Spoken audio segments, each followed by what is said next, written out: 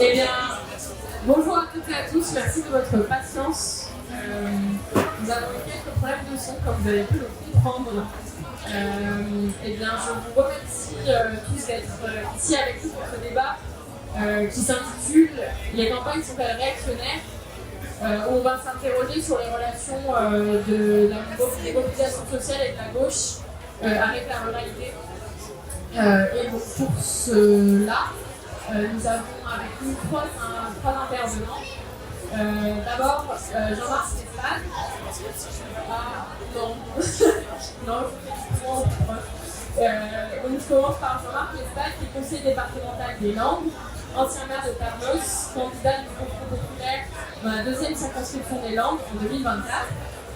Nous avons aussi Zoé Maharal, coordinatrice départementale des jeunes communistes de la Vienne, impliquée dans la lutte contre les médias. Ça sort d'un retour pour l'instant. Et également, nous avons avec nous Sébastien Rome, qui est instituteur, adjoint et vice-président à la politique de la ville à Lodève de 2014 à 2020, il n'est plus. Et il était aussi député rural de la France Insoumise entre 2022 et 2024, et donc récemment passé par le Rassemblement national. Et je me présente également, je suis Anaïs Play, je fais partie du média No Révolution qui organise ce débat, comme vous pouvez le voir avec notre Temco, et donc c'est un média indépendant et militant qui a pour objectif de faire vivre les débats communistes dans le mouvement social avec des articles, des vidéos, des podcasts, des émissions en direct sur Twitch. Donc n'hésitez pas à regarder ce qu'on fait et à participer si vous le souhaitez, parce que c'est un média qui est ouvert à toutes et tous. Donc peut-être dans un premier temps, je vais faire passer la parole entre vous pour que vous puissiez un peu nous expliquer quelles sont les particularités de vos territoires et quelles relations vous avez pu avoir avec vos territoires via vos engagements, etc. Donc peut-être Jean-Marc qui peut commencer, puis Zoé et puis Sébastien. Merci Anaïs, mesdames et messieurs, bonjour. Je suis ravi d'abord de participer à une rencontre avec Zoé et avec Sébastien, deux militants de la province. Nous disions en aparté que c'était quand même pas tout à fait anodin de réunir les gens de la province pour un débat sur la fête de l'humanité. Donc je suis ravi d'y assister. Alors moi je vais vous parler effectivement un petit peu en préambule de mon département, le département des Landes, qui est un département assez curieux, d'abord du point de vue de sa dénomination, puisque les Landes, comme vous le savez, c'est un type de végétation, donc c'est le seul département qui a cette particularité-là.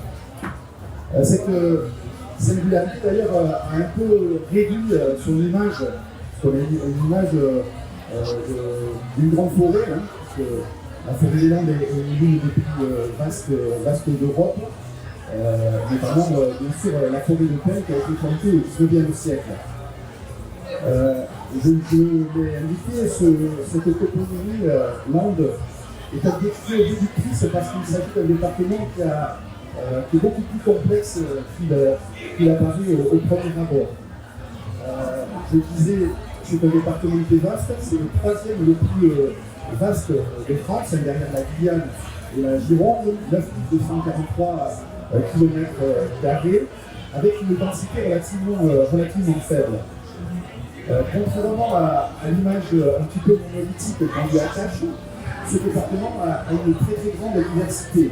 Alors vous savez, nous avons la façade atlantique avec des belles plages, des cordons dunaires et ensuite la forêt. Mais il y a également d'autres paysages et d'autres espaces, je pense notamment à la Chalosse qui est agricole. Il s'agit aussi d'un territoire qui est relativement ancien, puisque la présence des Romains est encore marquante. Et je rappelle également qu'il y a, du point de vue de la préhistoire, la petite dame de Pras-Saint-Prix, une petite statuette qui a été l'une des plus anciennes réalisées par la main de l'homme, qui a été exilée dans ce département. Et il s'agit donc d'un territoire aussi qui a la particularité d'avoir connu plusieurs périodes de lutte sociale importantes. Je pense notamment à celle des résignés. Vous savez, ces salariés qui étaient chargés de récolter la résine du pain. Je pense aussi bien sûr aux paysans qui ont lutté pour le statut du fermage et du nettoyage à plusieurs périodes de l'histoire. Et je pense aussi, et ça je le connais encore mieux, aux luttes ouvrières qui ont concerné notamment le bassin dans lequel j'habite, le bassin industriel de Bouquet et de Carnos. Et puis aussi c'est un département qui a également connu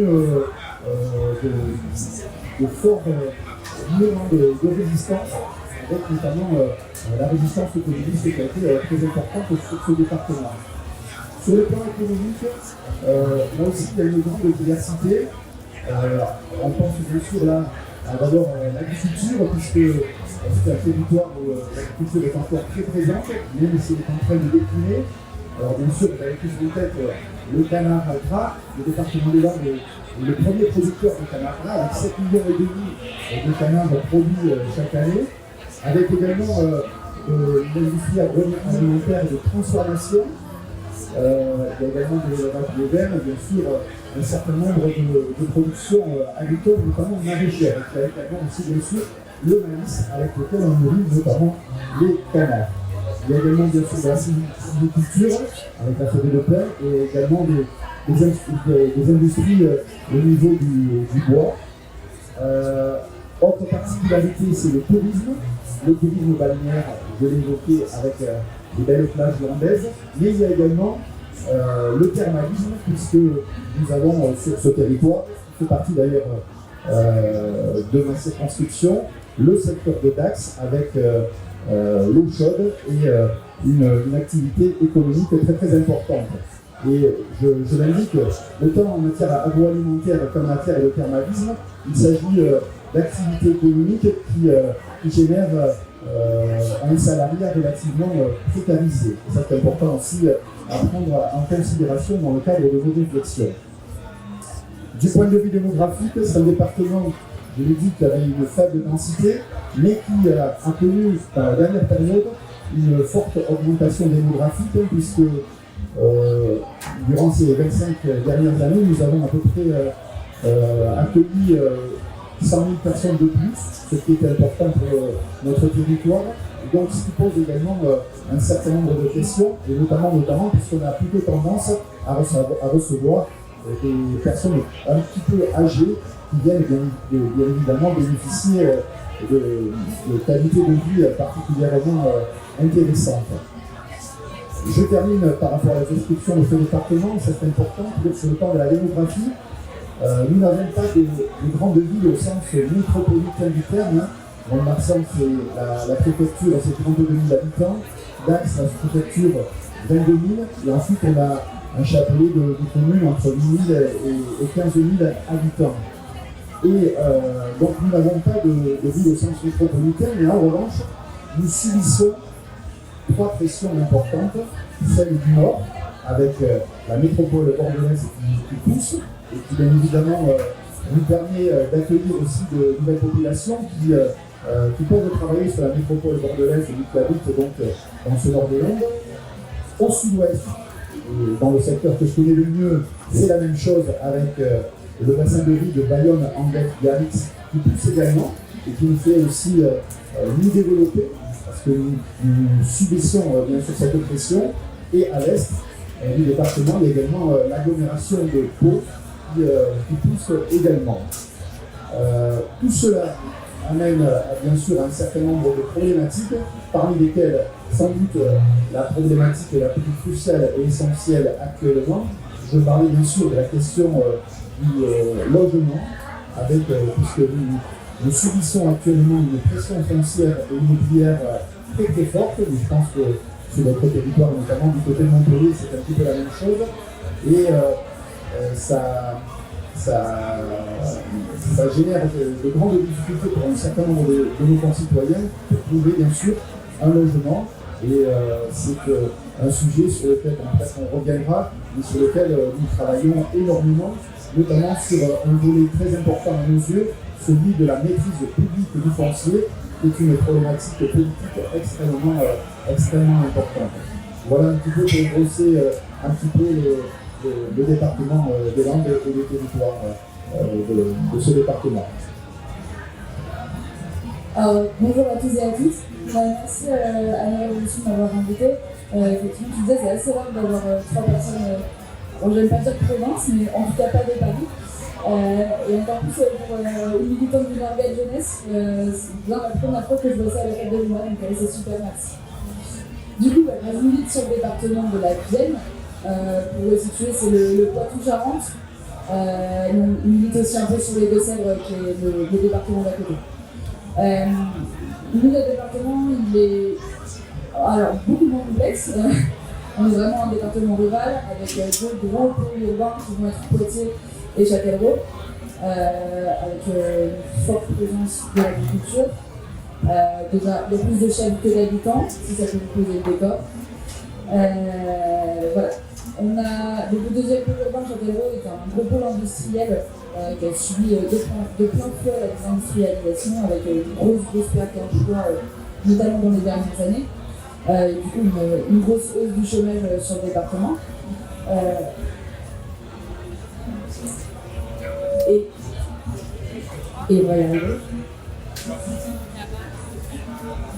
Et on a aussi une grosse ville étudiante, donc qui est Poitiers, puisque un tiers des habitants de Poitiers sont en fait étudiants à l'université de Poitiers. Ça représente 30 000 étudiants de 90 000 habitants.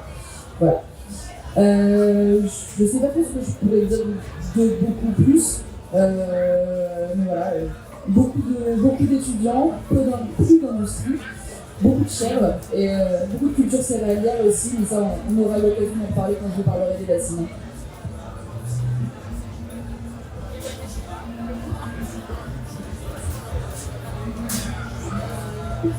Voilà. Donc merci également à Anaïs de l'invitation et de nos révolutions ici, d'inviter des ploucs comme nous sur le stand de French, c'est une bonne chose. Merci pour le débat. Alors bon, je vais me plier rapidement à l'exercice de décrire le territoire. Donc j'habite à Lodève, donc dans l'Hérault, le département de l'Hérault. Pour vous décrire un petit peu, en tout cas déjà ma circonscription, d'un point de vue viticole, c'est le Pic Saint-Loup, les terrasses du Larzac, le Pic du Pinet, les coteaux du Languedoc, les grès de Montpellier. Voilà, ça vous donne un peu une vision de ce que vous pouvez voir sur le territoire. Effectivement, le département de l'Hérault est une région viticole, une des premières régions viticoles d'Europe, de France, en termes de production. Il y a plusieurs types de production, une production industrielle et une production, on va dire, beaucoup plus qualitative, plus petite. C'est un département donc, qui, au XIXe siècle, a vu la viticulture s'étaler sur l'ensemble du territoire. Et puis, avec les crises viticoles petit à petit, on a eu la première inauguration de cadres coopératives dans l'Hérault à Marossan avec Jean Jaurès qui était venu l'inaugurer. Il y a toujours des commémorations à cet endroit-là. Et puis dans les années 60, eh bien, il y a eu la volonté de transformer ce département en département touristique, le transformer en, comme on dit, cul bronzé de l'Europe. Voilà, donc on a fait des grandes villes en fait sur toute la zone côtière dans laquelle on a accueilli et on accueille énormément de touristes pendant l'été. Et bien ensuite, il y a des retraités qui sont venus là, puis des gens qui ont voulu s'éloigner un peu plus de la ville. Et donc, on retrouve, et on va de suite aborder du coup les questions qui vont nous occuper par rapport à la gauche, le Rassemblement national, les ruralités. Eh bien, on a une zone qui est côtière, qui vote de manière massive pour le Rassemblement national. C'est la zone la plus urbanisée, c'est pas la zone la plus agricole. Puis on a Montpellier, qui est la ville étudiante, voilà, avec toute la mixité sociale qui peut exister, qui est très à gauche. C'est une ville qui, au municipal, peut se payer le luxe d'avoir 6 ou 7 listes à gauche et de n'avoir que des listes de gauche au second tour se battent. Voilà, donc c'est très à gauche. Et puis après, on a ce qu'on appelle l'arrière-pays avec les Cévennes, le Larzac, l'Espinouse. Donc toute une partie très rurale qui est à gauche. Voilà. Donc on a une dichotomie, le nord de Val est à gauche, le sud plus urbanisé est à droite, sauf Montpellier. Dernière description que je peux vous faire, et je la connais moi sur la circonscription sur laquelle je suis, c'est-à-dire que on a à peu près toutes les ruralités. Parce que ce qui est important de dire, c'est qu'il n'y a pas qu'une ruralité. Dans les débats que l'on a aujourd'hui, on entend trop souvent « Oh, il y a la ruralité contre les bourgs et les tours, etc. » En fait, quand on regarde la réalité sur le terrain, ça ne ressemble à rien de ces clivages, ces dualités qui nous empêchent de penser. D'abord, moi, dans les petites villes dans lesquelles je suis, il y a des tours. À Lodève, 7000 habitants, sous-préfecture, mais il y a des quartiers d'HLM. Voilà. Et il y en a un peu partout dans le territoire. Ensuite, l'organisation spatiale, elle se fait par rapport aux revenus. Et donc, on a Montpellier, dans lequel on a beaucoup de pauvreté, quand même, et pas seulement dans les quartiers, mais aussi dans le centre. On a, oui, des gens qui ont un peu plus de moyens, mais surtout, les gens qui ont un peu plus de moyens, ils vont habiter en première couronne. Là, ils vont pouvoir, ça va être les médecins, ça va être les chercheurs des universités, ça va être les avocats qui vont vivre dans des grandes maisons individuelles avec du terrain autour, la piscine et très rapidement accessible sur Montpellier. Puis après, on a une deuxième couronne. Et là, dans cette deuxième couronne, on a des villages qui ont explosé en termes de population. Parce que le département de l'Hérault, c'est très attractif. Il y a énormément de population qui s'installe dans l'Hérault. Et là, on a de la zone pavillonnaire.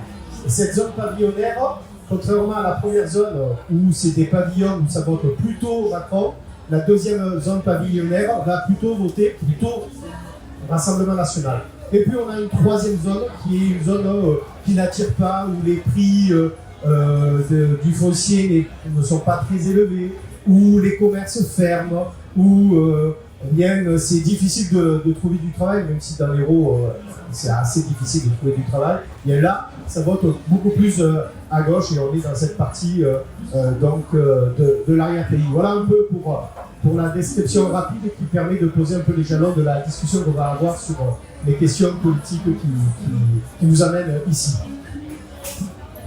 Merci à tous les trois pour cette description de là où vous venez et de là où vous vous situez pour parler du sujet qui va nous intéresser aujourd'hui. J'espère que ça vous permet d'avoir un peu une meilleure vision de justement là d'où chacun va parler.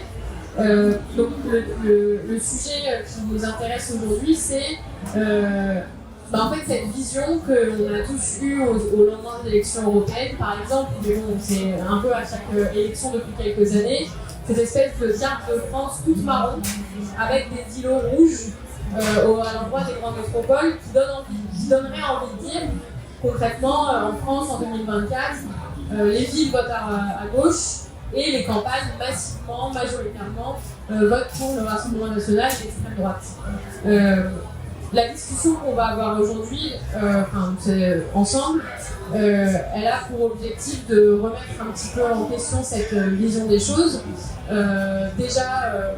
De remettre en question la vision selon laquelle toutes les campagnes voteraient pour l'extrême droite, comme tu viens de dire. Tous les gens à la campagne voteraient à l'extrême droite. J'aimerais vous demander plus concrètement, les uns après les autres, ce qui, selon vous, dans vos territoires, différencie concrètement les électeurs qui votent pour le Rassemblement National, les électeurs qui votent à gauche. Est-ce qu'il y a des caractéristiques qu'on retrouve, y compris entre vos différentes interventions? Peut-être qu'on pourra dessiner des éléments de continuité ou des éléments de différence selon les endroits où on se trouve. Au nom de quelles aspirations, revendications, mots d'ordre les gens votent pour l'extrême droite?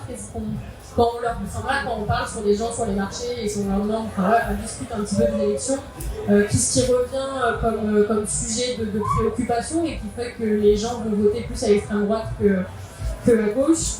Et même question du coup pour les électeurs de gauche, quels sont un peu les anticorps, les éléments qui rendent des populations peut-être plus combatives, plus réfractaires à voter à l'extrême droite, qui peut-être ont plus un réflexe antifasciste plus important. Donc j'aimerais vous poser cette question à tous les trois. Qu'est-ce qui différencie concrètement les électeurs de gauche et l'extrême droite? Merci. Donc, je commençais à l'aborder, mais je vais me permettre d'élargir un peu la focale. Effectivement, tu l'as très bien dit, quand on regarde la carte de l'élection européenne, on voit tout brun ou tout noir aussi. C'est une couleur qui est bien utilisée avec les petits points rouges qui correspondent aux métropoles. Ce qui fait dire à certains, mais vous voyez, le Rassemblement national est en tête partout, sauf dans les métropoles. Et donc, il y a un vote des tours et un vote des bleus. Puis après, on va regarder la carte des premiers, parce qu'à chaque fois, c'est la force politique qu'on nous montre qui est arrivée en premier.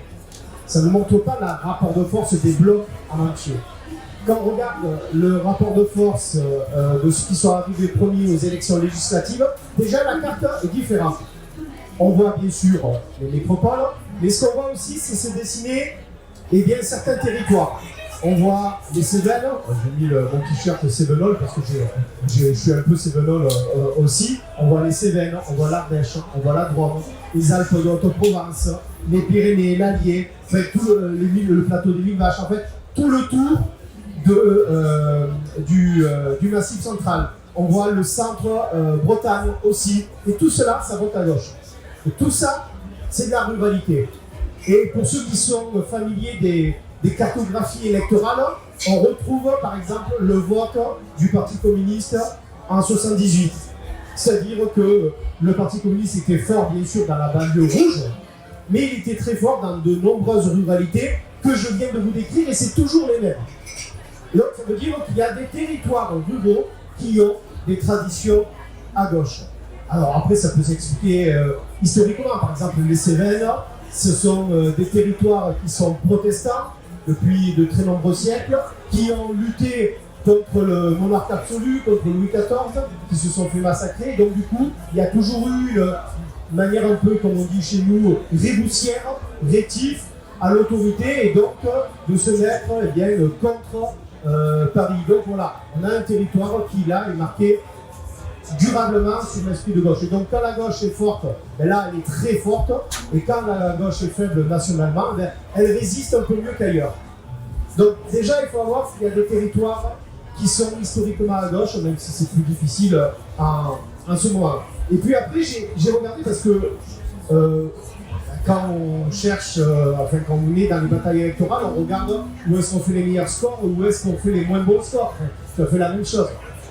Et ce dont je me suis rendu compte, c'est que les chefs-lieux, les centralités, la gauche faisait toujours mieux que les communes qui étaient autour. Alors je me suis dit, tiens, d'où ça vient ça? Pourquoi moi, sous-préfecture, l'Odève, je fais mieux que les villages qui sont autour? Alors je suis allé voir, je suis allé faire quelques statistiques. Et je suis allé voir si la France était sous-préfecture, voter plus à gauche ou plus à l'extrême droite. Donc j'ai pris l'ensemble des sous-préfectures de France et j'ai regardé le résultat. Et bien, la gauche fait 3 points de plus que le RN au niveau national, et donc, alors que le RN est devant nous sur le bloc de gauche. Donc ce qui veut dire qu'on a une plus-value, on fait mieux dans les sous-préfectures. Et après, il y a des sous-préfectures parfois qui sont les premières communes de France, enfin du département, je veux dire. Et donc là, j'ai pris que les sous-préfectures qui étaient les premières. Là, on fait 12 points de plus. Donc quand les sous-préfectures sont des grosses sous-préfectures, par exemple, Saint-Denis, c'est une sous-préfecture dans la Seine-Saint-Denis. Donc effectivement, ça pèse lourd. Voilà. Alors je me suis dit, tu ne vas pas regarder la première, tu vas regarder la troisième. Et la troisième, on fait aussi 3 points de plus. C'est-à-dire que quand la commune sous-préfecture est la troisième du département, la gauche est toujours devant. Bon, alors on va essayer de savoir pourquoi. Alors il y a, je ne sais pas si vous connaissez le plan qui a été lancé par le gouvernement qui s'appelle Action Cœur de Ville. Action Cœur de Ville, c'est le principe de se dire il y a des villes petites et moyennes qui ont du mal. Le commerce est en prison, les rideaux sont fermés de commerce, l'habitat est dégradé, le centre-ville se vide, il y a du chômage important. Eh bien, on va leur donner un petit coup de main, un peu d'argent. C'est comme ça, je ne vais pas critiquer si c'est bien, c'est pas bien, mais en tout cas, c'est comme ça que le principe est fait. Donc, je dis, tu vas prendre ces communes-là, qui sont des villes petites et moyennes, et tu vas regarder si ça vote plus à gauche ou plus à droite. Étant donné qu'il y a des grosses difficultés, si les gens sont en colère, de ce qu'on se dit entre nous, ils votent plus sereine. Donc, c'est 245 communes. C'est à peu près 4 millions d'électeurs. Donc c'est pas un sondage à 1200 personnes. Et donc là, la gauche fait 36% dans les villes Action Cœur de Ville. Le RN fait 31%. Donc on fait 5 points de plus. Alors que normalement on fait 2 points de moins que le RN au niveau national. RN avec Ciotti. Donc on se dit, mais qu'est-ce qui se passe? Et c'est là où la description que je faisais tout à l'heure, elle est extrêmement importante. C'est-à-dire que nos territoires sont organisés spatialement où les gens vivent dans un endroit pas au hasard. Parce qu'en fait, ils ont un accès au foncier qui est lié à leurs revenus, qui est lié à leur boulot.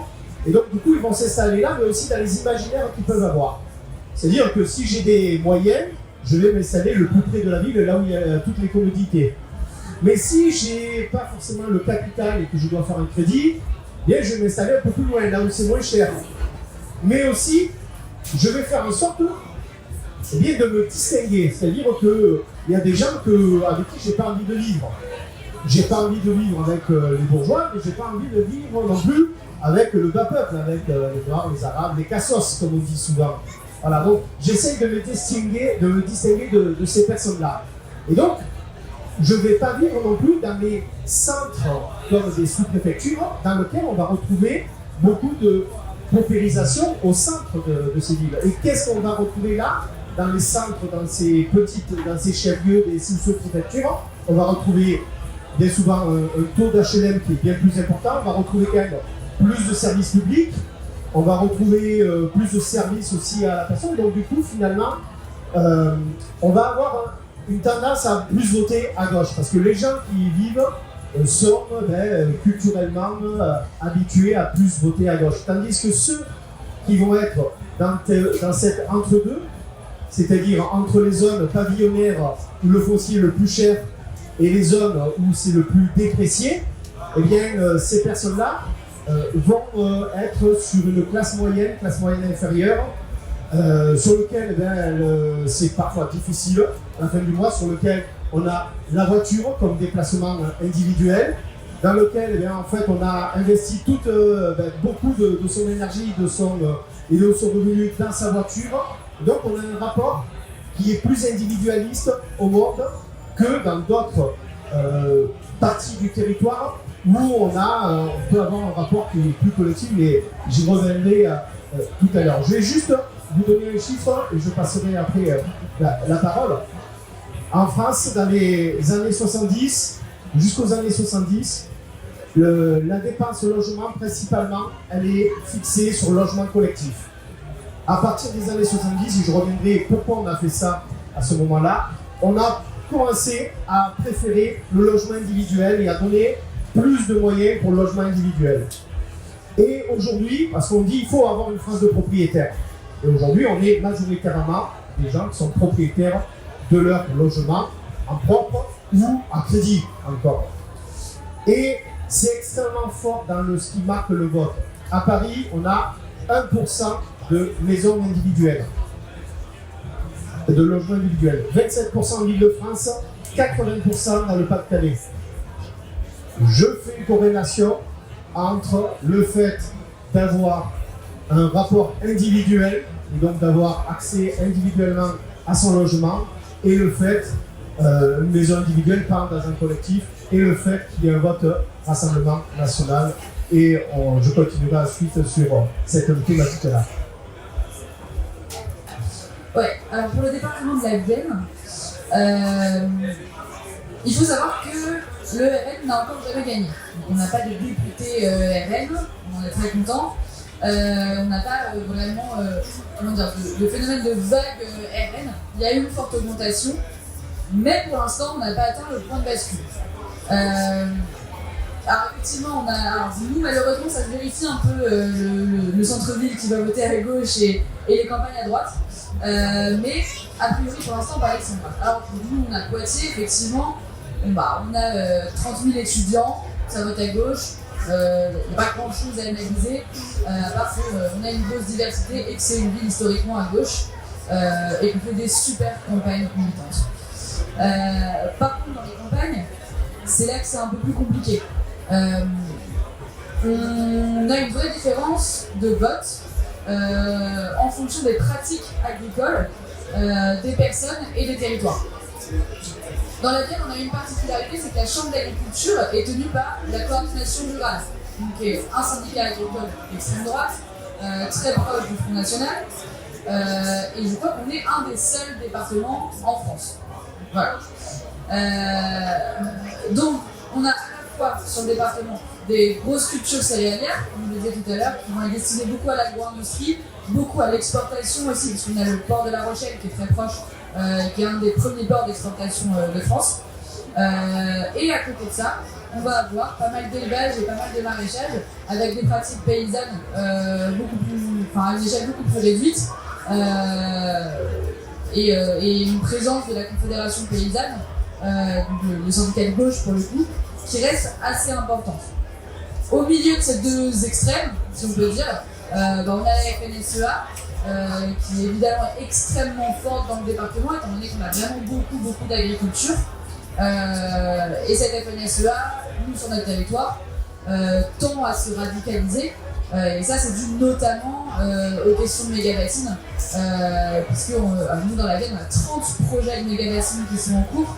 Et plus la lutte se tend dans le département voisin, dans les Deux-Sèvres, plus dans la Vienne, ça devient tendu aussi. Récemment, il y a eu des agressions sur des élus, etc.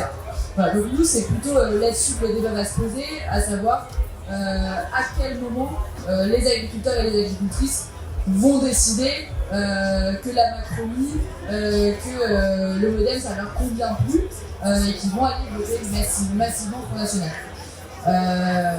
Pour l'instant, ça n'a pas été le cas.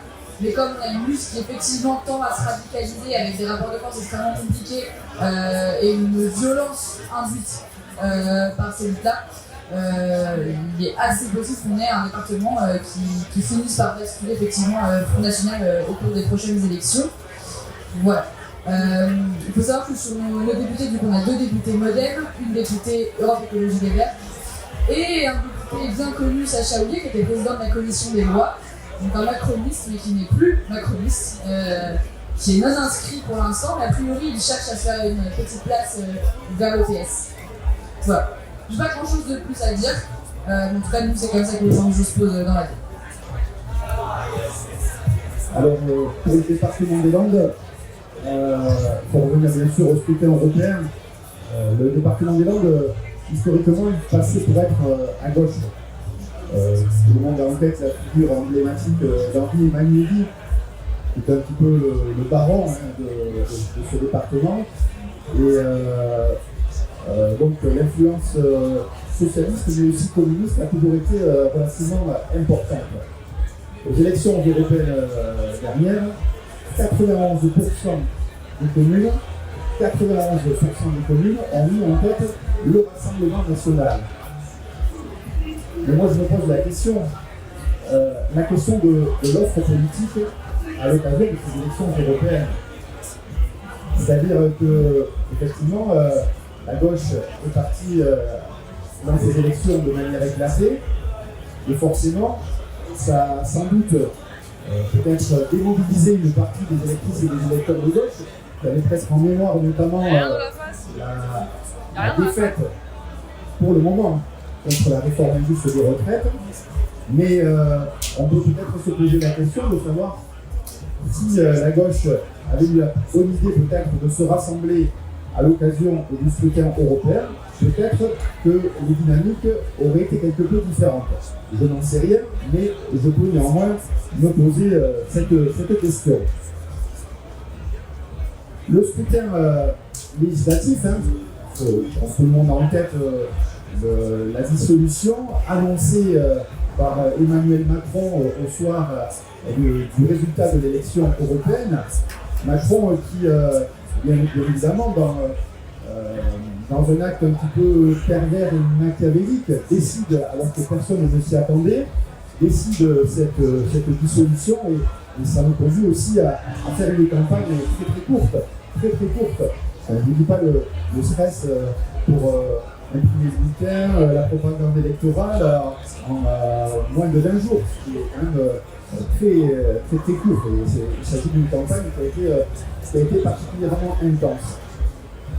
Comme vous le savez, la gauche cette fois-ci a réussi à se rassembler et donc c'est une offre politique différente que celle des européennes et on sent quand même une dynamique. Alors ce que nous avons senti dans le cadre de la campagne, sur les marchés, devant les entreprises, c'est que nous parvenions à remobiliser une partie de l'électorat de gauche. Nous parvenions et dans le reportage je le fais, que lors des élections législatives de 2022, nous avons obtenu au premier tour 18 000 voix. Au premier tour de l'élection de 2024, c'est 6 000 voix de plus. Donc nous sommes bien allés chercher des voix supplémentaires. Et il convient de ne pas les négliger, parce que c'est le résultat effectivement de la campagne que nous avons menée et également de la dynamique nationale qui a pu s'exercer justement dans l'espoir qui était en train de renaître avec le nouveau Front populaire. 3 circonscriptions dans les Landes, donc 2 circonscriptions qui mettent en tête le RN, et la 3e circonscription, celle de Boris Vallaud, le député sortant, qui lui est parvenu à être en tête au premier tour, et comme vous le savez, il a mieux résisté, il était sortant, il a donc été réélu. Alors, je fais un petit peu les mêmes constats sur ma circonscription. Bien sûr, j'ai regardé attentivement. Je cite toujours cet exemple.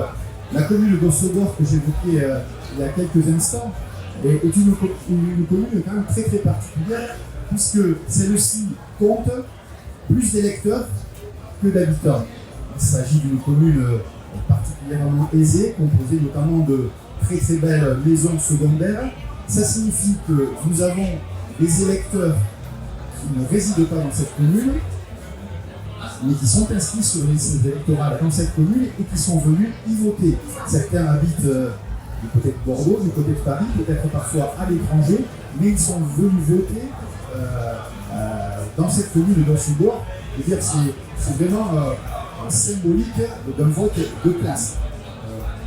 Ça me fait rigoler parce que je suis à 25% dans cette commune et je me dis 25% c'est finalement pas trop mal quand on connaît la sociologie de ce territoire. Concernant la ruralité, puisque c'est le sujet qui nous occupe, l'est de ma circonscription est composé de communes plus rurales. Il se trouve que une vingtaine de jours avant le premier tour de l'élection législative, j'avais téléphoné à quelques maires pour leur demander comment ils sentaient la campagne. Parce que moi je sentais quand même une poussée du Rassemblement national. Eh bien figurez-vous qu'eux ne la sentaient pas comme ça. Et donc ça m'a interpellé. Je ne leur fais pas l'injure de ne pas bien ressentir les choses, de ne pas bien connaître leurs électrices et leurs électeurs, leurs habitants, mais ils n'avaient pas ressenti cette poussée. Sauf que le résultat, c'est que le Rassemblement national a été en tête au premier tour de l'élection législative dans ces communes.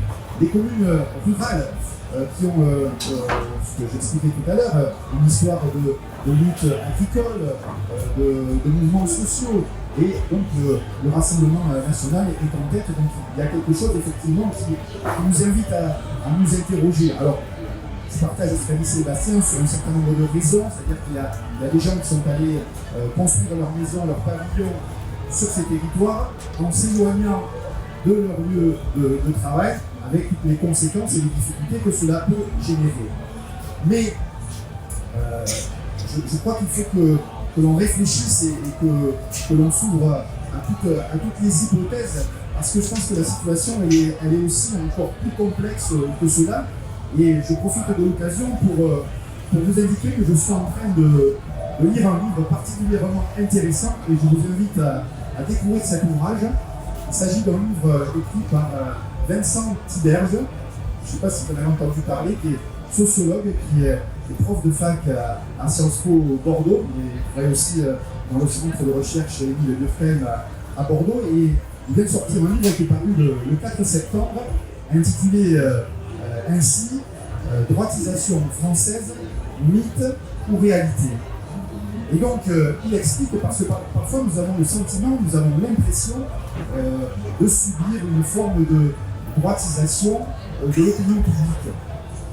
Eh bien, de manière scientifique, le sociologue déconstruit cette idée et montre que sur tout un tas de thématiques, et de thématiques importantes, par exemple concernant l'immigration, le rapport à l'immigration, concernant le rapport à la différence, à l'homosexualité, à ce genre de sujet, concernant également les questions des rapports sociaux, eh bien, nous avons plutôt des tendances qui semblent démontrer que les gens sont plutôt très ouverts et vont dans le sens plutôt de nos idées. Et donc, on a l'impression d'une droitisation de la société et finalement ce n'est pas réellement le cas. Alors certes, bien sûr il y a le bruit de fond médiatique, bien sûr, et sous la pression aussi des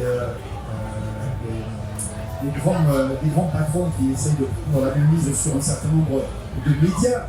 Mais je crois qu'il faut que l'on fasse attention et je crois que nous ne devons pas tomber dans le piège de penser qu'il y a quelque chose d'inéluctable dans la situation et je crois qu'il faut qu'on soit effectivement clairvoyant et lucide et continuer bien sûr à nous battre pour prendre appui justement sur cette réalité. Voilà, notre société, la majorité de nos concitoyens ne s'orientent pas vers une forme de droitisation et donc nous avons effectivement des points d'appui pour aller les voir et je crois que ça il va falloir se retrouver encore plus les manches pour aller les voir. C'est la raison pour laquelle justement par rapport aux communes rurales que j'évoquais, nous avons l'intention avec les copains et les copines des secteurs et d'aller à la rencontre de l'ensemble de ces citoyens pour essayer effectivement de les faire réfléchir et de montrer en quoi effectivement le Rassemblement national n'apporte pas de solution à leurs problèmes. Merci à vous trois. Il faut écarter ce micro vite. Merci. Oui, peut-être faire un peu parce que j'ai l'impression d'avoir compris de vos trois interventions. Il y a un rapport individuel au monde et un rétrécissement de la vie sociale et des liens sociaux au cercle privé qui compte, qui est important dans le vote pour l'extrême droite, notamment il y avait la question du logement individuel dont tu parlais, de la voiture comme moyen de transport, qui évidemment pose tout un tas de problématiques, la question des agriculteurs dont tu parlais, qui sont très seuls face à leur exploitation. Donc il me semble que c'est un point assez central dans ce que vous avez dit. Tu parlais aussi de la question du timing politique, c'est-à-dire que le moment où Macron a décidé de dissoudre l'Assemblée nationale, c'était pas n'importe lequel. S'il avait décidé de dissoudre l'Assemblée nationale pendant la réforme des retraites, par exemple, le résultat n'aurait peut-être pas été les mêmes.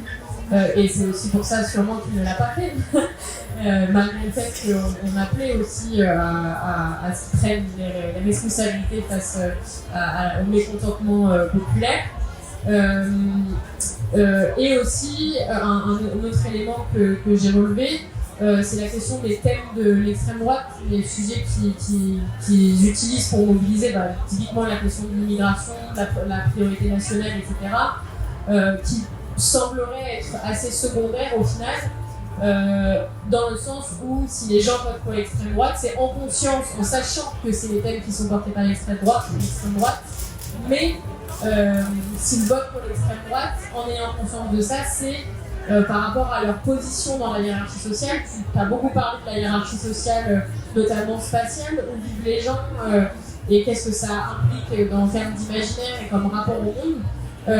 Et que finalement, peut-être que la première raison pour laquelle les gens votent à l'extrême droite, c'est pour en fait, voilà, essayer d'avoir une meilleure position dans la hiérarchie sociale en mettant en dessous d'eux du coup les cassos dont tu parlais tout à l'heure, les immigrés, les noirs, les arabes, toutes les personnes qui sont pointées du doigt par l'extrême droite. Et donc du coup ça pose évidemment la question de convaincre, parce que les alternatives elles existent, c'est bien pour ça que l'extrême droite est aussi forte, parce que la bourgeoisie a peur de ces alternatives-là, et du coup de convaincre que si on veut s'élever socialement, ça se fait collectivement et ça se fait pas en oppressant et en opprimant les autres pour se hisser au-dessus d'eux.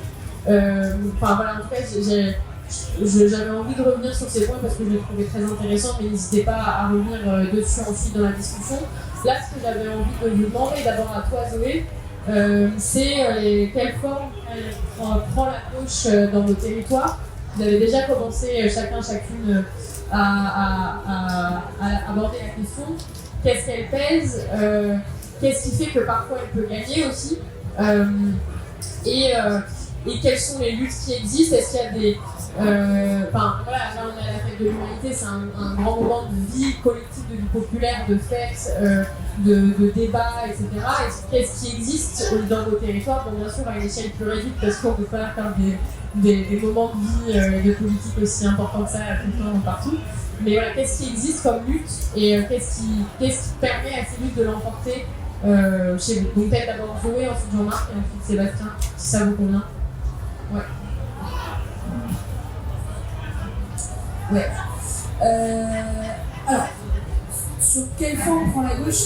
Pareil, nous dans le département, ce qu'on a pu constater, alors je vais parler de ce que je connais bien, mais en tout cas au niveau des organes jeunesse, mais ça s'applique aussi au reste de la gauche, c'est qu'on a un truc très particulier, c'est que tout le monde travaille ensemble.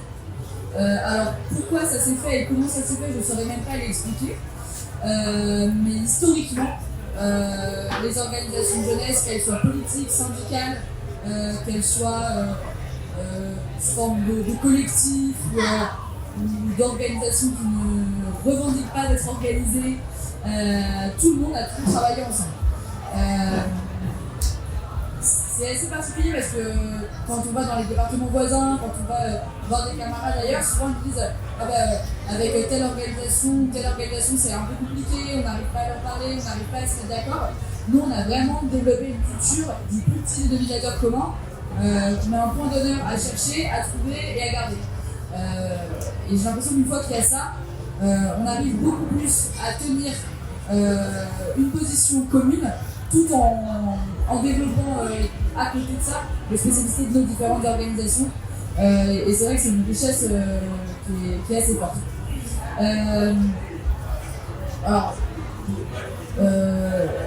Dans le département, du fait des luttes qu'on mène, on a une forte présence de ce qu'on pourrait appeler des groupes autonomes, qui soient antifascistes ou qui soient plus disons, des groupes d'action écolo.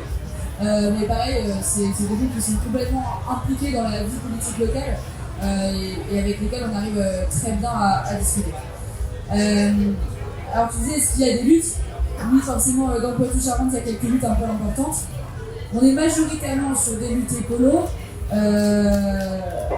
et notamment, du coup, la lutte contre les méga-bassines qui nous anime depuis maintenant quelques années et qui a pris vraiment une importance très particulière, c'est-à-dire que c'est vraiment une lutte du quotidien. Il ne se passe pas une journée sans qu'il y ait un rebondissement dans ces histoires-là, sans qu'il y ait une réunion, sans qu'il y ait une manifestation, une action.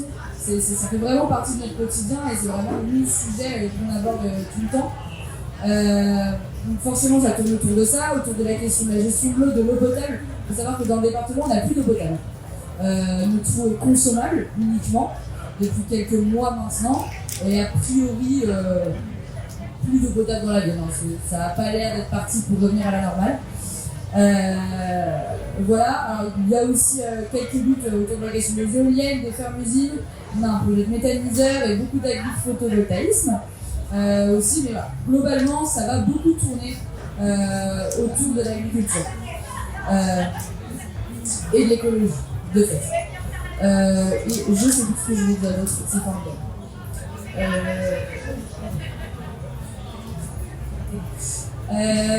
alors si tu posais la question, quand est-ce qu'on gagne, comment on gagne et qu'est-ce qu'on pèse. Alors j'adore les statistiques, mais pour une fois j'en ai pas fait. Donc qu'est-ce qu'on pèse, très honnêtement, je ne sais pas. Mais quand est-ce qu'on gagne? On gagne quand on lutte ensemble. Ce qu'on a pu voir, c'est que les luttes écolo qu'on a pu avoir dans le département, les moments où il y a pu y avoir des victoires, c'est le moment où tous les collectifs se sont mis à s'intéresser à ces luttes-là, où on a décidé de travailler tous ensemble. Encore une fois, je prends l'exemple de la lutte contre les méga-bassines, mais c'est plus flagrant. On peut avoir l'impression de l'extérieur qu'on ne gagne rien sur cette lutte, il faut savoir que c'est faux. Déjà parce que les projets ont pris énormément de retard. Ensuite parce que sur certains projets, on a fait quasiment doubler le prix de construction, parce que le prix de surveillance en fait a explosé après les manifestations, après les actions qui ont pu être menées de désarmement, de débâchage, etc. Et il y a quand même quelques victoires institutionnelles qui ont été gagnées, puisqu'il y a des projets d'action qui ont été tout simplement annulés. Ces victoires-là, on n'aurait pas pu les avoir si on n'avait pas travaillé main dans la main, partis politiques, organisations de défense du type Ligue de protection des oiseaux ou Via Nature, qui vont eux porter les recours juridiques, mais aussi avec des collectifs comme Bassine Montmorency, qui vont aller fournir l'argumentaire, qui vont aller faire le travail de recherche, le travail d'investigation autour des conflits d'intérêts, autour de l'impact écologique de ces grands projets-là. Et puis le travail militant qui est mené derrière par les syndicats, par les partis, par les organisations de jeunesse, et qui va permettre d'aller avertir la population, de faire grandir le sujet et de mener les actions. Et donc forcément de mettre un peu de pression. Donc, globalement, je dirais que quand est-ce qu'on gagne? Quand on travaille ensemble. Voilà. Oui, moi je voulais faire une première remarque par rapport aux électrices et aux électeurs du RN que j'ai pu rencontrer sur les marchés durant la campagne. Il était toujours très difficile d'engager la conversation avec eux. Ils nous répondaient souvent sur l'idée c'est pas la peine, j'ai mon idée et j'ai fait mon choix, c'est pas la peine de discuter. Et bien évidemment, ça m'a interrogé, ça nous a interrogé pour savoir quel était le fond de leur pensée. Je pense que il ne faut pas oublier que apposé également dans cette campagne toutes les déceptions passées, notamment j'évoque bien évidemment le quinquennat de Hollande qui a marqué les esprits, y compris de ces électeurs qui étaient des anciens électeurs de gauche et qui ont basculé. Donc ça, il faut le prendre, je pense, en considération. J'en viens sur la question des luttes. J'ai en tête deux luttes qui ont lieu sur cette circonscription. La première, elle a eu lieu il y a 1 an et demi. Les salariés de l'entreprise Labeyrie, une grosse entreprise d'agroalimentaire, qui est vraiment un lieu d'exploitation inimaginable. Les salariés travaillent dans des conditions très difficiles et très précaires pour faire du foie gras, du saumon fumé et ce genre de produits que vous consommerez peut-être durant les périodes de fête. Mais sachez que les conditions de travail sont extrêmement dures et extrêmement difficiles. Et il y a 1 an et demi, une majorité de salariés s'est arrêtée et a fait grève. Alors là aussi, c'est une question que l'on doit se poser, c'est la question de la faiblesse des organisations syndicales, du recul des organisations syndicales, de cette idée aussi, et Vincent Tiberge que j'évoquais l'évoque aussi, la question de l'appartenance sociale. C'est-à-dire que, effectivement, quand on interroge les électrices et les électeurs du RN, ils se considèrent faisant partie de la classe moyenne, en ayant la crainte de tomber un petit peu plus bas. Ça aussi, ça doit nous interroger. Moi, à mes yeux, on fait tous partie de la même classe, de ceux qui n'ont pas grand-chose contre ceux qui ont tout. Et ça aussi, c'est un obstacle, c'est un frein à essayer de leur expliquer que non, c'est pas ça le sujet. Le sujet, c'est... voilà. Et pour revenir à la lutte des salariés de la Labeyrie, malheureusement, après plusieurs jours de grève et je suis allé à plusieurs reprises apporter mon soutien et avec les camarades nous y sommes allés assez souvent, mais ils ont obtenu très très peu de choses. Et ça aussi, effectivement, ça ne met pas en confiance les gens qui ont mené ce type de combat. Et puis il y a une autre lutte qui est complètement d'actualité, qui se déroule sur le secteur plus littoral, alors qui est une lutte d'une nature complètement différente, puisque RTE, vous savez, le réseau de transport d'électricité, est en train de vouloir installer une ligne de transport d'électricité dans l'océan. Et pour un certain nombre de spécialistes, ça pose des questions, puisqu'on est à proximité du fameux gouffre de Cabreton, c'est-à-dire un endroit particulièrement poissonneux, et se pose un certain nombre de questions par rapport aux menaces que pourrait constituer la réalisation de cette infrastructure électrique. Et là, il y a un certain nombre de mobilisations, et là aussi, on voit que l'État ne joue pas réellement son rôle, puisqu'il fait beaucoup de concessions, notamment dans le cadre des différentes démarches administratives en faveur du projet, alors qu'il y a un certain nombre de questions qui se posent, y compris les citoyens qui évoquent une autre hypothèse, celle de la réalisation de cette infrastructure plutôt sur les terres. Et malheureusement, malgré des mobilisations relativement fortes, pour l'instant, c'est quand même un échec. Et au cours de la campagne, bien sûr, on a eu l'occasion de rencontrer ces personnes en lutte. Mais là aussi, ça ne donne pas forcément confiance quand les luttes ne parviennent pas à aboutir, forcément.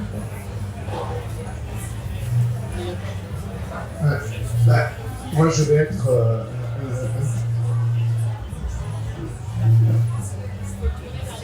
Moi, je vais être un peu pessimiste.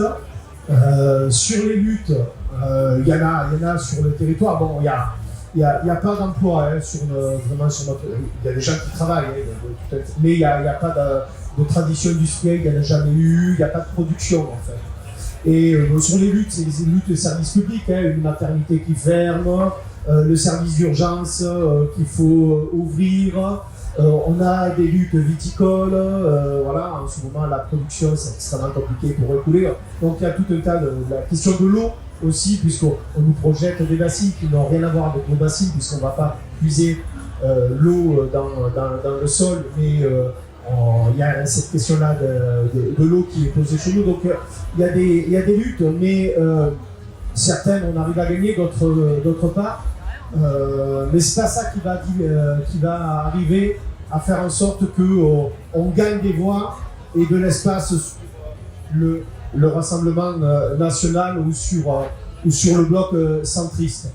Ça peut mobiliser par contre notre électorat, et c'est important que les nôtres se disent ah ben voilà, enfin certains qui se battent, qui ont abandonné les combats, là ça y est, ils se mobilisent, ils y sont. Donc ça ne veut pas dire qu'il ne faut pas mener les luttes. Bien sûr qu'on mène les luttes parce que d'abord c'est ce qui nous définit. On le fait parce que ça nous semble juste, on ne le fait pas pour des raisons électorales ou quoi. Non, on le fait, c'est juste. Et ça mobilise nos troupes. Donc ça me semble important, mais c'est pas suffisant. En fait. C'est pas comme ça qu'on va gagner, parce que tant qu'on a 3 blocs, en fait, eh bien, on va se retrouver dans cette situation-là où le bloc central, eh bien, il va choisir si c'est le RN ou si c'est nous qui va l'emporter. Et moi, dans ma circonscription, donc, il y a 0 quartier de Montpellier. Donc, c'est pas la métropole qui a bougé quelque chose. Je perds de 700 voix. En 2022, il y a 14% de votes blancs et nuls sur ma circonscription. C'est-à-dire des gens qui se sont déplacés au second tour. Ils avaient le choix entre ma candidature de la NUPES, FI, mais de la NUPES et le RN, et ils ont choisi de voter blanc ou de faire une rature. C'est quand même. Donc, il y a un engagement citoyen d'aller voter, mais blanc. Cette fois-ci, avec, on va dire, l'énergie nationale qu'il y a eu, l'esprit de barrage républicain, bien fait qu'on est tombé à 9% de vote blanc et nul. Donc vous voyez, il y a un progrès, mais je perds de 700 voix. À 8% de vote blanc et nul, je gagne. et qu'est-ce que me disent en fait les gens que je rencontre qui sont sur cette partie-là, notamment dont je vous ai parlé, cette partie qui est proche de Montpellier, où on va retrouver des plus hauts revenus, des gens qui sont chercheurs, qui travaillent dans des entreprises, par exemple dans le jeu vidéo.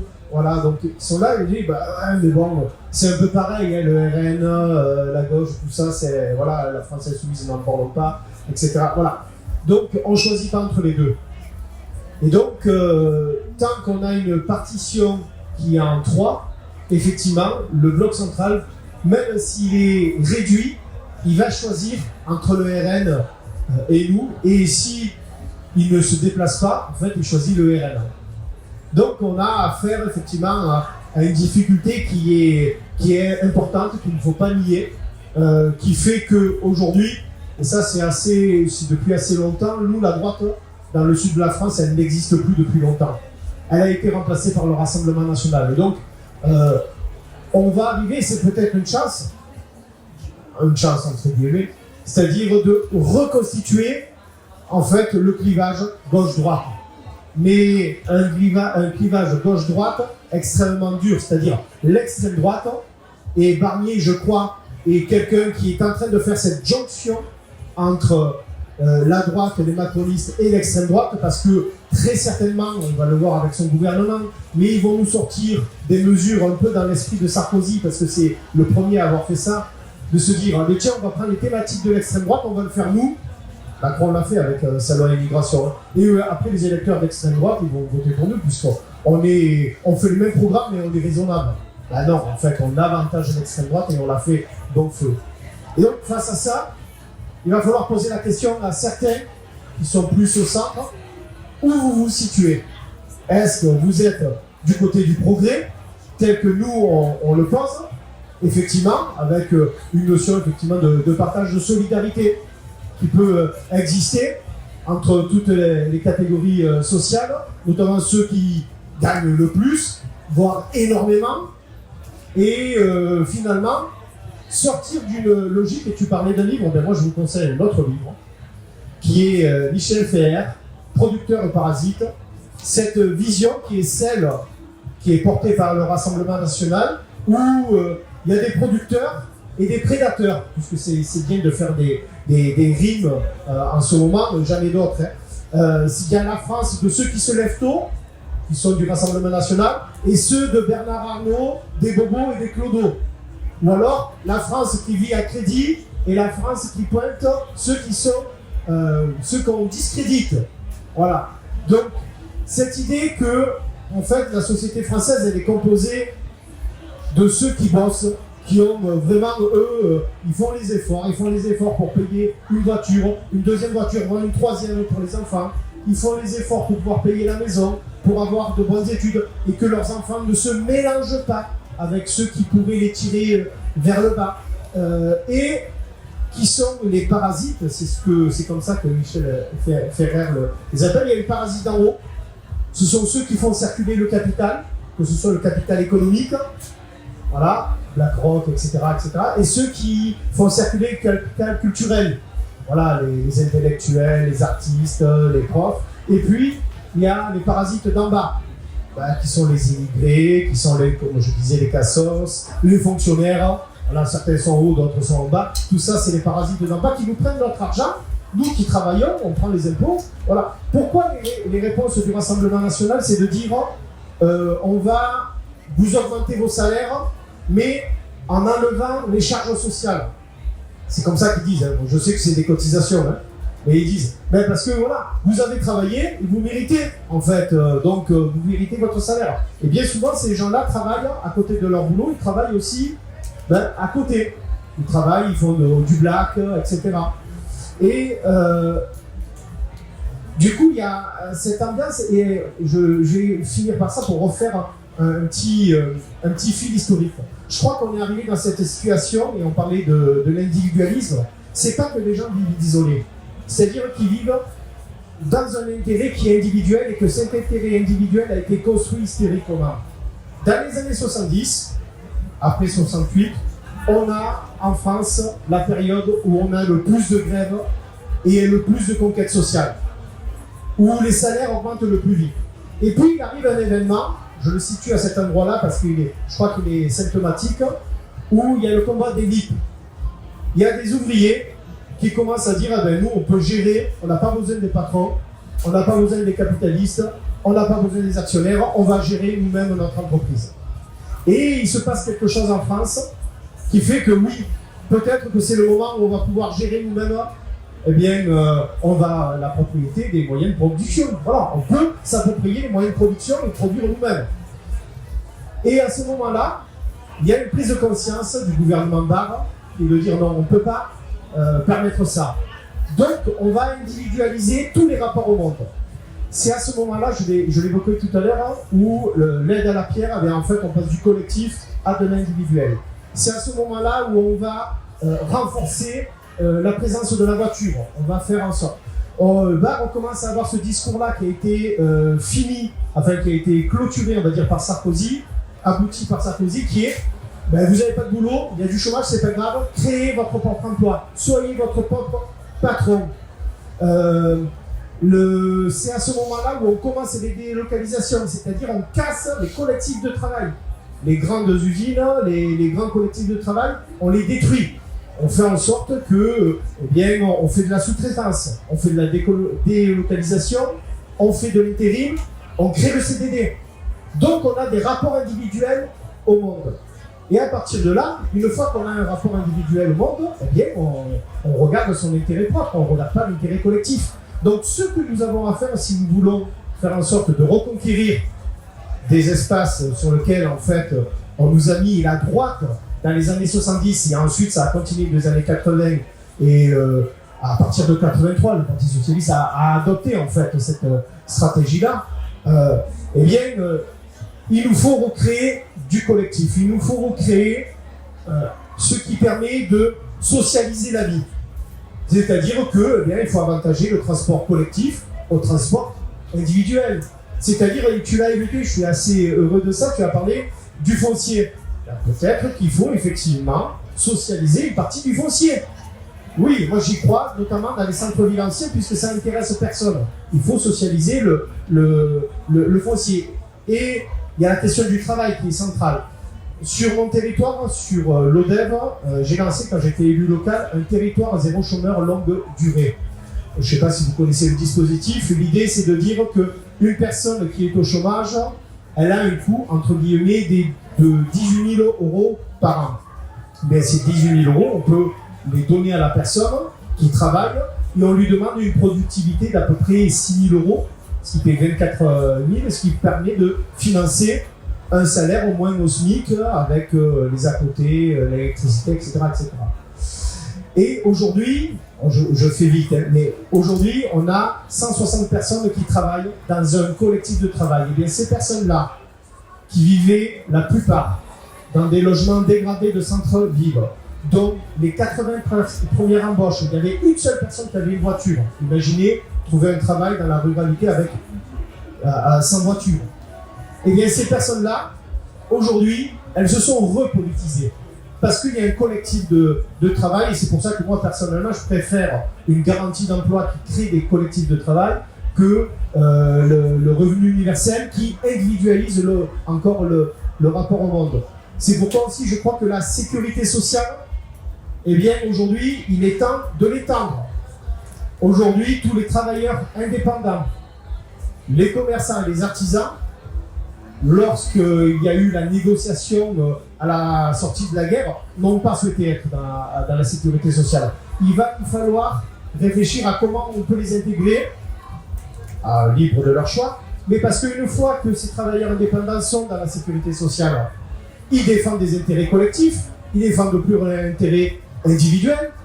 Je me rappelle une discussion avec un boucher qui s'est mis à la retraite, qui est qui est pas très loin de chez moi, et il me dit, mais je dis combien tu gagnes de retraite? Il me dit 600 €. Alors qu'est-ce qu'il a fait? Eh bien, toute sa vie, il a économisé, il a acheté des appartements, et du coup, ça lui fait du revenu. Parce qu'il savait qu'il allait avoir une petite retraite. Donc, le rapport qu'il a au monde, il est de son produit personnel. Il a besoin de faire en sorte qu'il y ait le moins d'impôts possible. Et d'ailleurs, c'est de ça dont il m'a parlé. Donc il dit, mais pourquoi moi, mes 2000 euros, pourquoi ils sont imposés? C'est ma retraite. J'aimerais que jusqu'à un certain seuil, je ne sois pas imposé sur mes revenus qui sont liés à l'habitat. Donc forcément, si on crée un rapport au monde qui est individuel, eh bien, on va avoir des logiques individualistes et donc on va être plus tenté à voter à droite et à l'extrême droite. Et puis, j'en termine par là, on a eu l'exemple de Duralex cet été. Eh bien, je parlais de l'IP, je crois que le travail, nous devons aussi reporter cette question, eh bien, d'avoir la puissance, de regagner notre puissance économique, notre liberté économique, en ayant des structures que nous gérons directement, dans des coopératives d'activité, dans des coopératives, voilà. Je crois que c'est un des moyens que nous pouvons avoir de lutter, donc de voir comment, dans chaque secteur de la société, comment on fait du collectif, plutôt que de continuer ces logiques individuelles qui font que ça éloigne forcément les gens à la fois des intérêts de tout le monde, mais aussi de notre camp politique. Voilà, je vous remercie. Merci à... Ouais. Vas-y.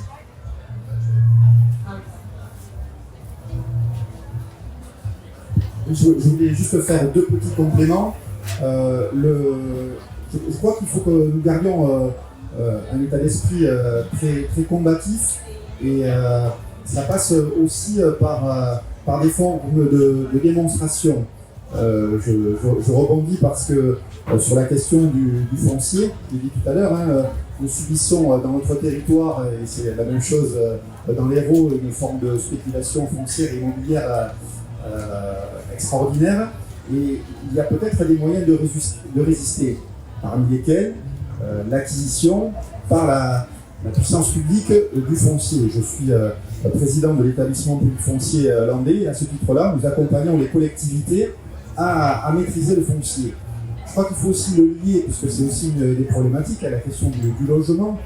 Et là aussi, peut-être qu'il faut qu'on revisite, je pense, à tous les travaux qui avaient été menés par le regretté Bernard Birsinger, ancien député de Bobigny, sur la question du logement gratuit. Et quand j'évoque cela, c'est que je trouve que parfois aussi on manque d'audace pour imaginer d'autres hypothèses. En ma qualité d'élu local, j'ai toujours été attaché à essayer de faire la démonstration qu'on peut faire aussi des choses innovantes, audacieuses, ce que moi j'appelle le communisme à usage immédiat sur un certain nombre de sujets. Sur ma ville d'Arnos, on est particulièrement en pointe sur le champ de l'économie sociale et solidaire. On a contribué à la création de sociétés coopératives d'intérêt collectif et on a un pôle territorial de l'ESS également qui rayonne bien au-delà de notre territoire. Et je crois qu'il est important aussi, ça passe aussi par là, par ces démonstrations qui peuvent redonner confiance. Et puis, un dernier complément, puisque je n'ai pas évoqué une troisième lutte, et là, je pense que les salariés de l'hôpital de Dax, s'ils m'écoutaient, m'en voudraient. Actuellement se mène sur l'hôpital de Dax une très belle lutte contre la suppression d'une trentaine de postes de soignants sur l'hôpital de Dax. Et si je l'évoque, c'est parce que effectivement c'est un scandale en soi. Une vingtaine d'infirmiers et une dizaine de médecins. Suppression d'emplois. Donc on sait que la question des services publics est une question cruciale. Dans notre société. Et par rapport à cela, je crois qu'il faut que l'on soit également d'abord très lucide. Je pense que c'est le résultat des politiques d'austérité que l'on souhaite nous imposer. Vous n'êtes pas sans savoir de quelle manière les ministres démissionnaires comme Bruno Le Maire veulent préparer les esprits à des tours de vis. C'est même pire que les tours de vis. Et je pense que la période qui s'ouvre, c'est l'un des enjeux les plus importants. Et il va falloir également qu'on soit dans toutes les mobilisations, parce que j'ai bon espoir qu'il y en ait dès la rentrée, pour qu'on fasse la démonstration que oui, de l'argent existe pour financer nos services publics, donc l'hôpital public, l'éducation nationale, et également les collectivités locales, qui jouent un rôle essentiel. Et qui, depuis ces dernières années, 2013-2014, ont subi également un tour de vis vraiment assez incroyable. Et je crois que là aussi, nous avons des points d'appui pour essayer de redonner confiance. Je l'ai dit au travers de l'étude sociologique de Vincent Tiberge, non, il n'y a pas une droitisation de la société. Les gens sont ouverts et sont capables de se mobiliser au travers des luttes que nous avons évoquées. Et donc, continuons à être très combatifs et très audacieux pour essayer de changer la donne. Merci beaucoup, merci à vous trois. J'en profite pour remercier le stand qui nous accueille aujourd'hui, particulièrement Pascal qui a organisé tous les débats. Merci beaucoup. Et du coup, je voudrais savoir si on a encore peut-être 10 minutes pour des questions. Donc, on avait un petit peu. Voilà, si vous souhaitez poser. Moi, j'ai plein de questions, j'ai plein de remarques, mais j'ai déjà eu le privilège d'échanger avec nos trois intervenants. Donc, n'hésitez pas si vous avez des questions, si vous avez des remarques, si vous voulez intervenir. Donc, il y en a une question ici, une deuxième là. Voilà, déjà, ça c'est. N'hésitez pas. Voilà, si vous avez des remarques ou des questions, faites-le maintenant, on les prend en une fois et puis comme ça ils pourront répondre. Simplement, est-ce qu'il y a des comités Nouveau Front Populaire chez vous ou pas? Des comités ouverts aux associations, aux syndicats, aux diverses mobilisations, voilà, avec les partis politiques bien sûr. Voilà. Merci.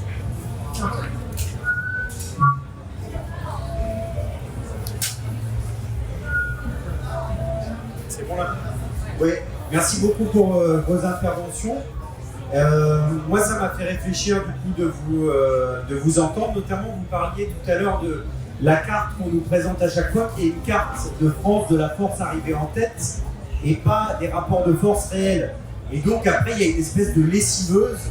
D'ailleurs, il y a le même phénomène sur l'horaire de présentation des résultats. La France est complètement d'extrême droite, etc. Et on a juste oublié.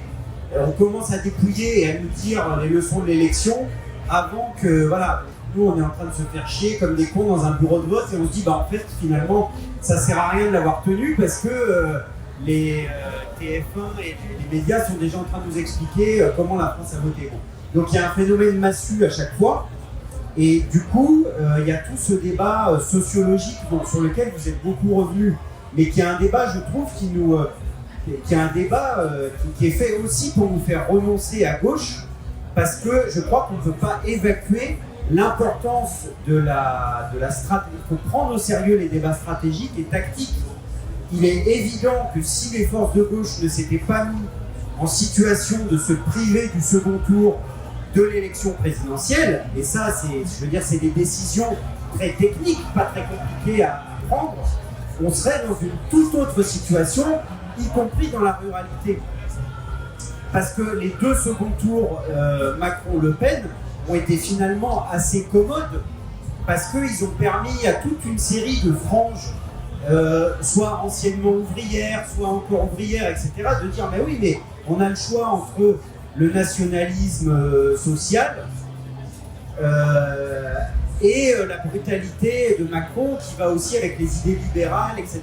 Donc je crois qu'il y a déjà il faut vraiment prendre au sérieux, au-delà de toutes les dimensions sociologiques, la question stratégique, parce que oui, des décisions politiques, y compris individuelles, peuvent changer le cours de l'histoire dans une certaine mesure. Et la deuxième chose que je voulais vous interroger là-dessus, vous avez bien démonté chacun la question des bourgs et des tours, Et en fait, quiconque a vécu à la campagne sait qu'il y a des campagnes de gauche, qu'il y a des gens de gauche à la campagne, que tout ça est bon, que cette vision-là, c'est de la mauvaise soupe. Mais par contre, vous avez évoqué le fait que la répartition qui semble être géographique est en fait une répartition entre les classes sociales. Et du coup, au-delà de tous les débats un peu frelatés sur il faut caresser dans le sens du poil, dire la même chose que Le Pen, on a compris que tout ça, c'était pas bon. Mais par contre, est-ce qu'il n'y a pas intégré la question, du coup, non pas d'alliance entre les territoires, mais d'alliance de classe, de compromis de classe, pour dire, voilà, on a des centres-villes, on a certaines catégories sociales, notamment des catégories intellectuelles paupérisées, etc. On a ces catégories-là qui votent à gauche. On a d'autres catégories anciennement ouvrières ou qui, pour une part, ont basculé dans le vote d'extrême droite. Certaines peuvent en revenir, d'autres pas, je ne sais pas, mais comment on crée des compromis pour ne pas se retrouver avec une gauche, quand on voit ce qui se passe par exemple en Allemagne, avec durablement une gauche Wagenknecht et une gauche Die Linke, quoi. Ce qui crée les conditions d'une défaite vraiment durable pour la gauche.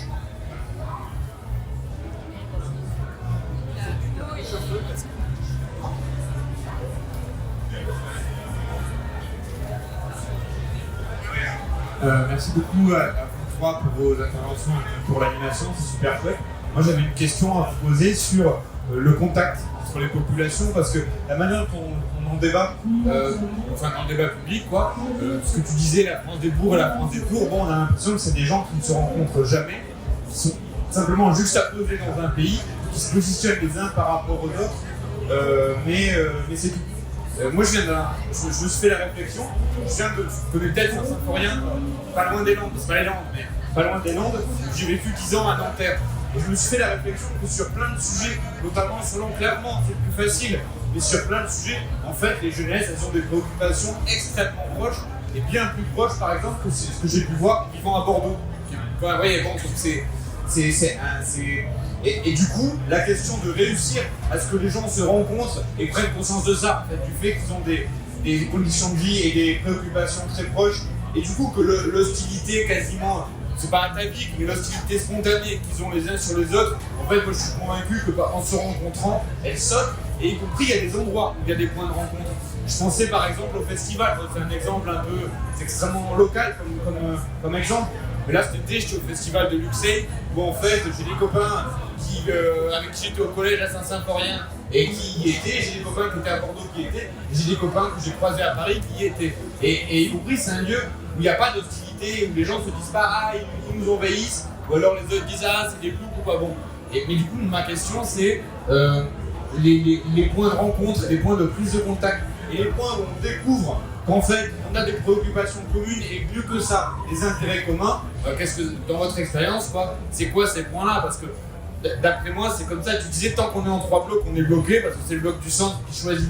Bon, il me semble que c'est comme ça qu'on dépasse les 3 blocs, quoi, en perçant le bloc du centre et en faisant découvrir aux gens qu'en fait, ils peuvent se répartir de manière plus intelligente qu'en 3 blocs, libéral, social et national. Je vous laisse répondre comme vous le voulez, je peux vous passer le micro. Allez, je me lance. J'essaye de faire le lien entre les 3 questions. Alors, sur le comité, donc, nous, on n'a pas encore organisé de comité Nouveau Fonds populaire. Il y a une question de savoir de comment on le fait, parce que ça dépend des territoires. Nous, on est encore dans l'Hérault, une des dernières régions, départements où le Parti Socialiste est très fort. Et donc, du coup, on est sur la partie droite du Parti Socialiste. Donc, du coup, c'est un peu compliqué, les rapports de ce côté-là. Pour essayer de faire le lien entre vos questions, je rappellerai, on est ici sur les 120 ans de la création du journal de Jaurès. Et il avait posé en fait les bases, je crois que nous devons reprendre pour essayer de conquérir le pouvoir et d'avoir un objectif révolutionnaire.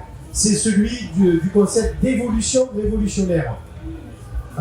Et il pose ce principe-là, il a en 3 points. Le premier, c'est l'unité du mouvement socialiste politique. Alors à l'époque, il disait qu'il y avait des sectes socialistes différentes. Bon, chez nous, on a des partis de gauche et écologistes différents. L'unité, elle est absolument nécessaire pour créer la dynamique. La deuxième, c'est l'unité syndicale et l'action dans les entreprises.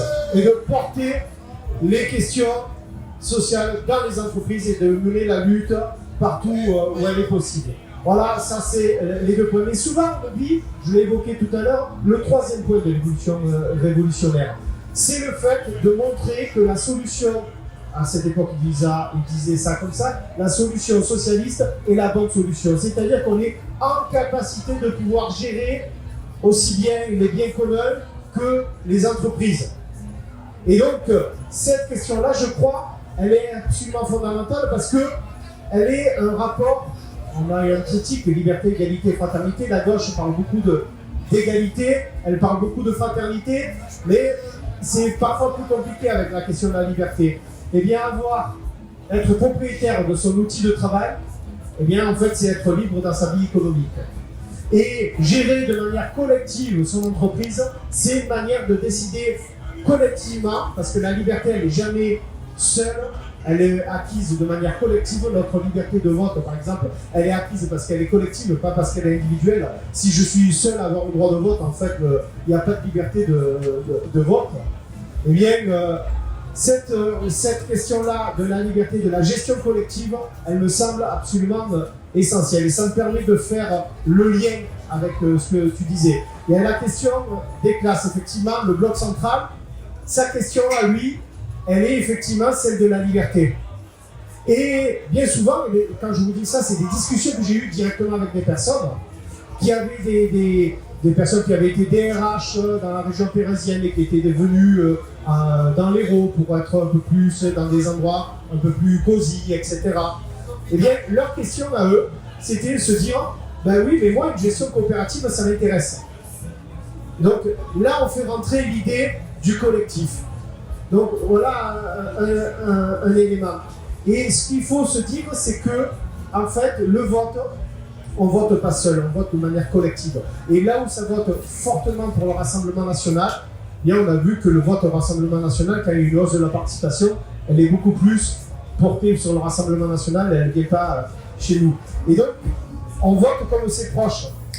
C'est pour ça que je crois qu'on va avoir un rôle, notamment dans les prochaines municipales, d'aller chercher des communes qui ont cette centralité dont je parlais tout à l'heure, parce que les communes qui ont les centralités, elles gèrent les agglos, les communautés de communes, et donc du coup elles peuvent avoir une politique d'unité sur le territoire et de partage à la fois des services publics, des services qu'on peut rendre à la population, qui me semble absolument essentiel si on veut arriver à faire de la cohésion entre ces diverses classes sociales. Voilà un peu rapidement ce que je pouvais répondre en essayant de faire le lien entre tout ça.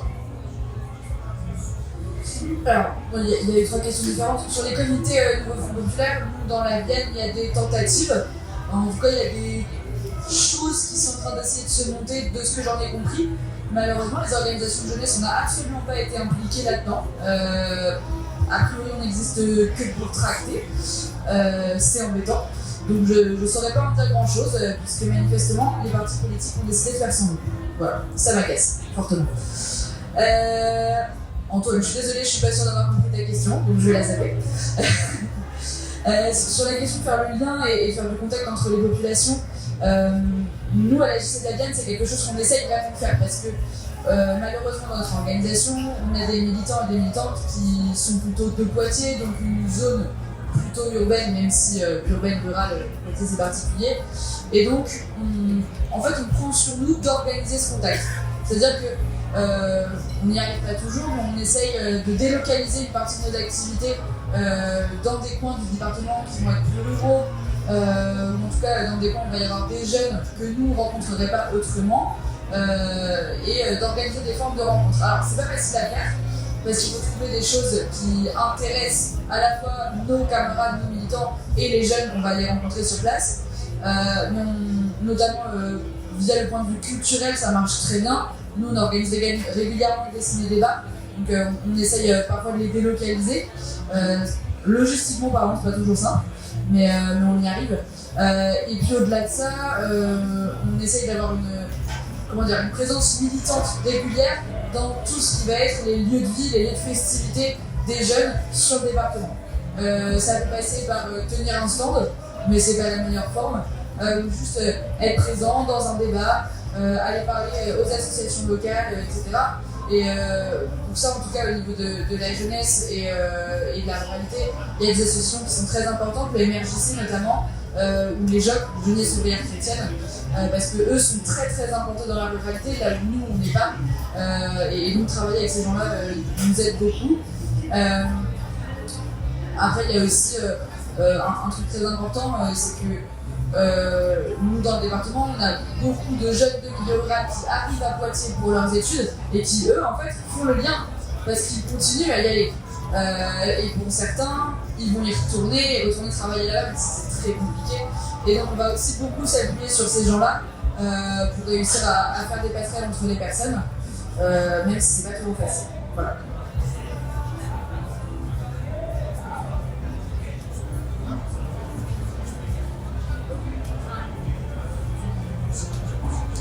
Juste en 2 mots sur les comités du NFP dans ma circonscription, je pense que c'est un petit peu partout pareil. Hein, les différentes organisations politiques ont tendance à chasser le naturel et revenir au galop. En ce qui concerne ma circonscription, je fais juste remarquer que je pense que j'étais autant en 2022 qu'en 2024 le seul candidat étiqueté du Parti communiste français sur le grand sud de la France. Et quand je dis le grand sud, voilà, c'est relativement large. Ce que je veux dire par là, c'est que vous devinez, et je l'ai dit aussi, que le Parti socialiste a toujours eu une vision un petit peu hégémonique de notre département et que vous doutez bien que les négociations n'ont pas été forcément très simples et peut-être que les jeux seront ouverts pour la prochaine fois, je n'en sais rien. Donc c'est pas simple par rapport à cela. Je fais néanmoins une remarque plus positive, c'est ce que tentent les organisations syndicales, puisque les organisations syndicales, la FSU, la CGT et je crois la CFDT, nous ont sollicité les anciens candidats des élections législatives pour se réunir. Et je dois vous avouer que j'ai été systématiquement le premier à répondre positivement et que les autres ont plutôt tendance à tarder.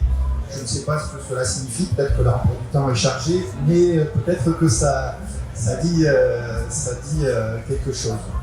Et puis je termine, je suis assez d'accord avec ce qu'a dit Antoine, donc j'ai pas grand-chose à rajouter, mais je termine de manière un peu plus humoristique, enfin, je sais pas si c'est de l'humour.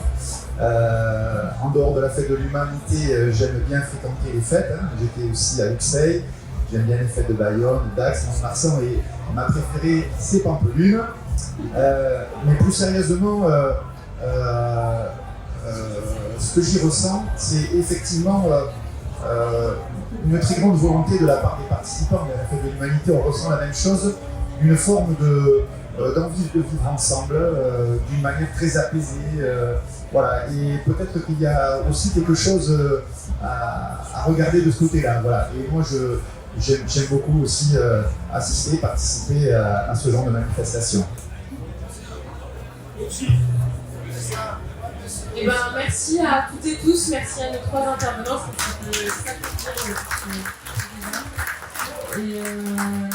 Et voilà, donc pour le révolution, j'espère qu'on aura à nouveau l'occasion de travailler ensemble et de discuter ensemble. Voilà. Merci beaucoup.